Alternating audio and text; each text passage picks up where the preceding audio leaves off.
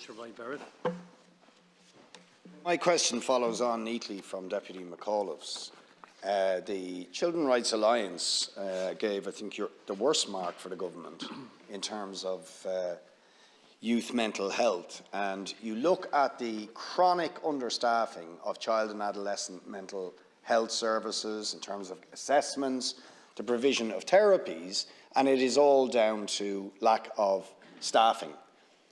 And then we make it very, very difficult for people who want to, for example, qualify with masters or doctorates in psychology or in other allied health professions to actually get qualified when they want to work in this area, because they are crippled with fees that are absolutely astronomical.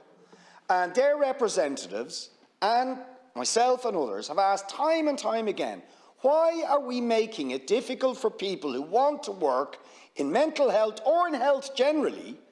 Why are we making it difficult for them to get qualified by hammering them with fees for masters and doctorates, or failing to, for that matter, pay our nurses, student nurses when they're on placement? It makes no sense when we need more people qualified in these vital areas. Response, Taoiseach, but as best you can. I appreciate a huge number of deputies asking very important questions here, but I'll jot them down as quickly as I can, and 18 deputies with about 3 questions each is nearly 60 questions, so I guess I just try and answer as many as I can, as best I can in the time available. Deputy Dillon raised the issue of the emergency department in Castlebar, which needs to be extended, and I very much agree with his remarks on that. I'm not sure if it can be fast-tracked, but I'm working with Mr Donnelly and Mr Donoghue to see if there are particular health projects that we could fast-track, particularly those that involve expanding emergency departments or involve additional bed capacity. There are a number of similar projects in the West region. Just on Friday, I was in Portiuncula Hospital in Ballinasloe, visited the hospital and the emergency department. It's a good ED, but a really small one for one that takes 30,000 patients every year now, and another one that needs an expansion. Good to see that the additional 50-bed block and 12-bed additional isolation ward is under construction there. In relation to the urgent care centre in Connolly, Deputy Dolly and I share constituency. He'll know as I do that it is a really good facility, has been a big addition to paediatric healthcare in the area, has dramatically improved the experience of urgent care for children in West Dublin, in Meath, in North Kildare. The same goes for the one in Tala. There is a new online booking system.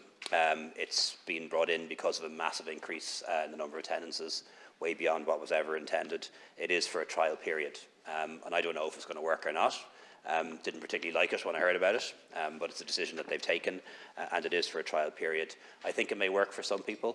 You might have a kid with a high temperature or a minor injury, and you'd rather get an appointment in 3 hours than sit in the waiting room in 3 hours. So it might work for some people.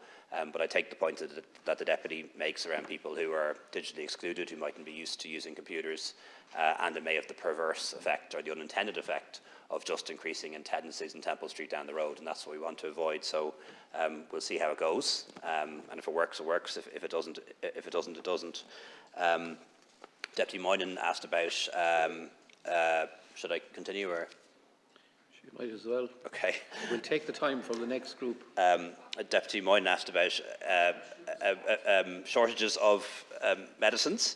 And as he acknowledged that these aren't unique to Ireland and have happened in the past, but it is worse than I've ever seen it anyway. I'm told that alternative treatments are available for every single product that's currently in short supply. So shortages of certain paracetamol, amoxicillin or penicillin products relate to individual line items and don't represent an entire portfolio.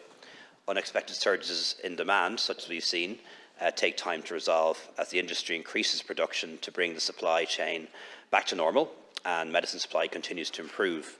The Department of Health is engaging closely with all stakeholders in working to mitigate the current immediate shortages. The Department of Health has analysed products currently listed as short and can confirm that the reimbursement price is not the root cause of the shortage for any of these products. The increase in notifications of shortages in recent months is directly related to the increased demand due to the winter surge. The HPRA is working with all marketing authorisation holders to increase supply. They'll continue to offer regulatory flexibility where possible to suppliers. The HPRA has secured additional stock for many of the items that are in short supply, and the HSE has issued several memos to prescribers and pharmacists, including clinical advice and up-to-date information on available products, and a dedicated web page has been developed to allow prescribers to check on what's available to supply at the moment.